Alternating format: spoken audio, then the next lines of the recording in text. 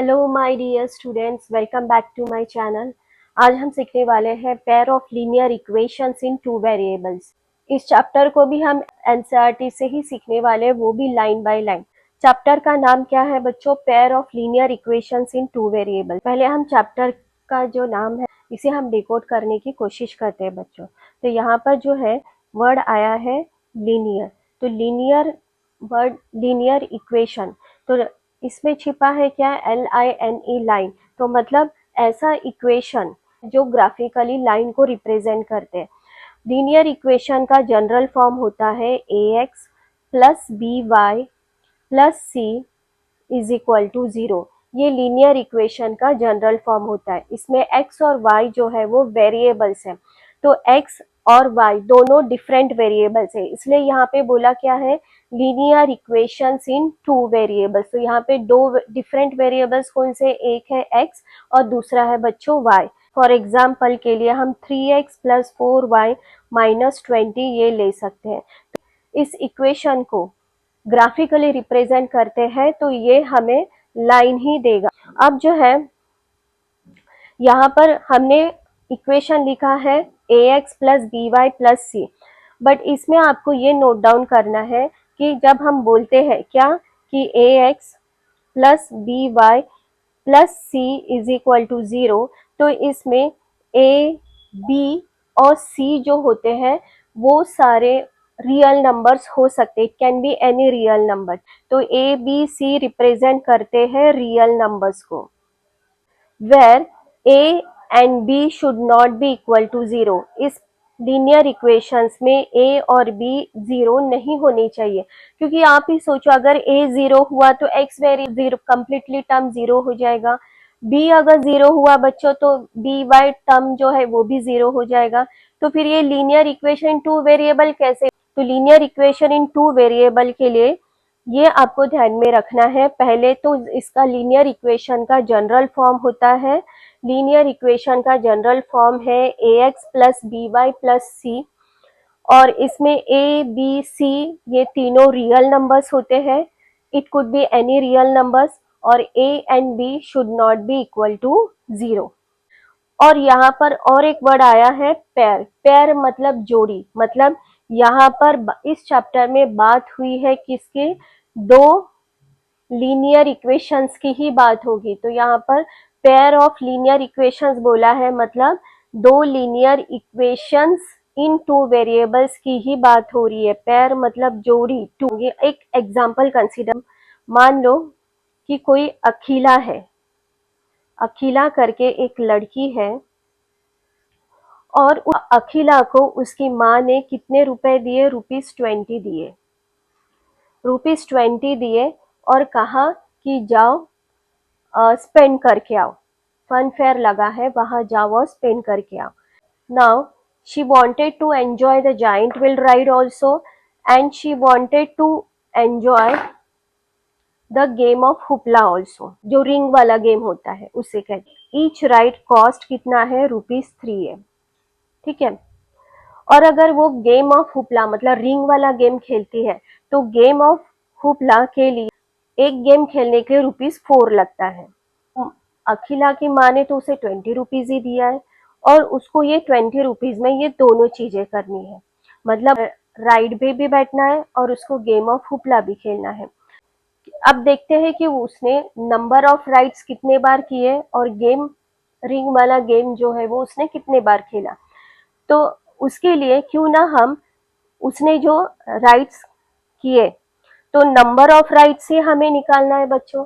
तो let the number of rights, let the number of rights be x. क्यों ना हम नंबर ऑफ राइट्स, उसने जितने नंबर ऑफ राइट्स किए उसको हम एक्स मान के चलते हैं, क्योंकि हमें वही नहीं पता कि उसने कितने राइड किए। और नंबर ऑफ टाइम्स ये हम एज्यूम कर रहे हैं, हाँ, और number of times she played hoopla तो हम मान के चलते हैं y, क्योंकि हमें तो नहीं पता कि कितने बार उसने हुपला गेम खेला, ठीक है। अब यहाँ पर जो है सिचुएशन क्या है बच्चों? यहाँ पर हमें एक सिचुएशन दिया है। सिचुएशन ये दिया है कि सिचुएशन ये दिया है कि Number of times she played hoopla is half the number of rides she had on the giant wheel. मतलब यहाँ पर सिचुएशन क्या दी है कि अगर वो जाइंट व्हील पे 10 बार बैठी है तो हुपला गेम उसने 5 बार खेला है, मतलब बिल्कुल आधा। Number of times she played hoopla, मतलब number of times she played hoopla कितना है, y है, तो y इज इक्वल टू, तो number of ride she had on the giant wheel वो x है, और जितने बार उसने हुपला गेम खेला वो बिल्कुल आधा है जितना वो जाइंट व्हील पे राइड किया है। अखिला जाइंट व्हील पे 10 राउंड लेती है, तो इसका मतलब है कि hoopla game she played for 5 times. ये एक फर्स्ट सिचुएशन हुआ।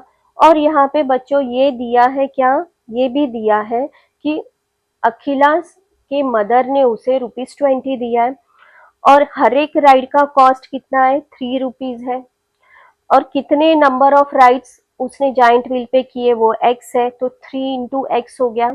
तो मतलब अगर वो 10 टाइम्स जाइंट व्हील पे बैठी है तो इसका मतलब है एक राइड का कॉस्ट अगर ₹3 है तो 3 इंटू 10 30, ठीक है, ₹30 उसे लगेगा। वैसे ही अगर एक रिंग वाला गेम, हुपला गेम, एक टर्न के लिए, एक गेम खेलने के लिए उसको ₹4 लगता है, और number of time she played hoopla कितना है, y है, तो 4 टाइम्स y, और ये दोनों मिल के उसकी मम्मी ने उसे कितना स्पेंड करने के लिए कहा था, ₹20। तो इस तरीके से हमें देखो दो इक्वेशन मिल गए, कौन से, एज पर the situation y is equal to half into x, और दूसरा इक्वेशन है 3x plus 4y is equal to 20।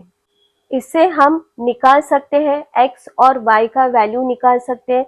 हम ये पता कर पाएंगे कि नंबर ऑफ राइड्स उसने कितने किए और नंबर कितने बार उसने हुपला गेम खेला है, तो उसे हम बोलेंगे सॉल्यूशन। मतलब सॉल्यूशन निकालना मतलब क्या होता है, x और y वेरिएबल का वैल्यू निकालना। लीनियर इक्वेशंस को हम एक बार और अच्छी तरीके से डिफाइन कर लेते हैं। An equation in the form of ax plus by plus c is equal to 0, जिसमें a, b, c ये सारे रियल नंबर्स होते हैं, ठीक है, और a and b should not be equal to 0। Pair of linear equations की बात हो रही है, तो मतलब यहाँ पे दो, अगर हम दो इक्वेशन मानते हैं तो दो इक्वेशन के का जनरल फॉर्म क्या हो गया, ये जो है ये लीनियर इक्वेशन का जनरल फॉर्म है, तो दो का हम कंसिडर करते, एक है a1x plus b1y plus c1 is equal to 0। बात तो वही है, लीनियर इक्वेशन का general form ax plus B Y plus C, A B से real number A B should not be equal to 0। और वैसे ही और एक हम कंसीडर करते हैं, जनरल फॉर्म वही होगा a2x plus b2y plus c2 is equal to 0। तो इस तरीके से हम बोल सकते हैं कि ये pair of linear equations in two variables है।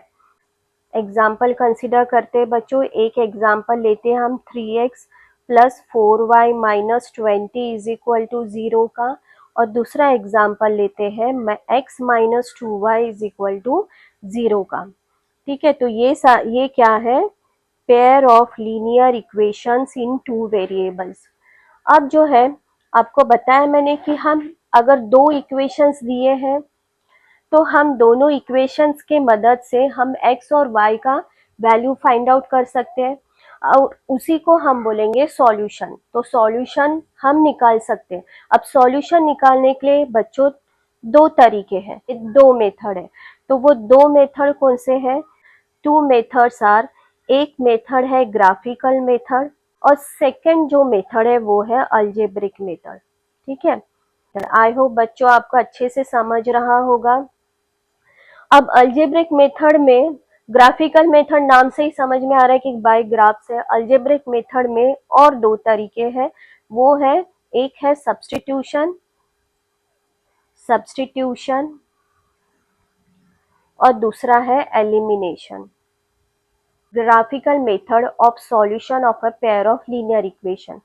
अब देखो यहाँ पे सॉल्यूशन की बात हो रही है, यहाँ पे पेयर ऑफ लीनियर इक्वेशन की बात हो रही है, तो अब हम दोनों के बीच में रिलेशन एक देखते हैं क्या, कि a pair of linear equation which has no solution.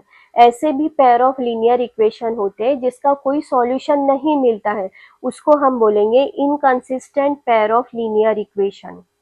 क्या बोला है, इनकंसिस्टेंट वर्ड आया है, इनकंसिस्टेंट, ठीक है। एक्टिव, एक्टिव का अपोजिट होता है इनएक्टिव, वैसे ही कंसिस्टेंट, कंसिस्टेंट का अपोजिट इनकंसिस्टेंट, मतलब कि ऐसे पेयर ऑफ लीनियर इक्वेशन जिसका कोई सॉल्यूशन नहीं होता है, उसको हम बोलेंगे, उनको हम बोलेंगे inconsistent pair of linear equation.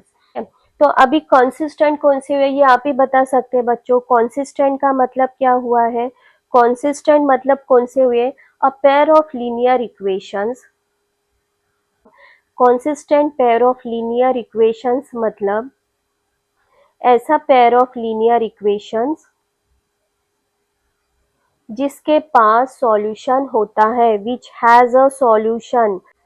Consistent pair of linear equations का मतलब ऐसे pair of linear equations which has a solution. अब क्लियर हो गया कि inconsistent pair of linear equations मतलब ऐसे पेयर ऑफ लीनियर इक्वेशन जिसके पास जिसका कोई सॉल्यूशन नहीं होता है, विच हैज नो सॉल्यूशन।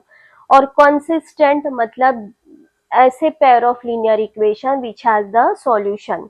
अब इनकॉन्सिस्टेंट हो गया, अब कंसिस्टेंट हो गया, अब और एक है equivalent. Equivalent pair of linear equations has infinitely many distinct common solutions. Distinct मतलब clear, ठीक है, तो infinitely many distinct common solutions। तो यहाँ पर हमने क्या देखा है बच्चों, कि inconsistent pair of linear equations which has no solution, consistent pair of linear equation which has a solution, equivalent pair of linear solutions मतलब infinitely many distinct common solutions।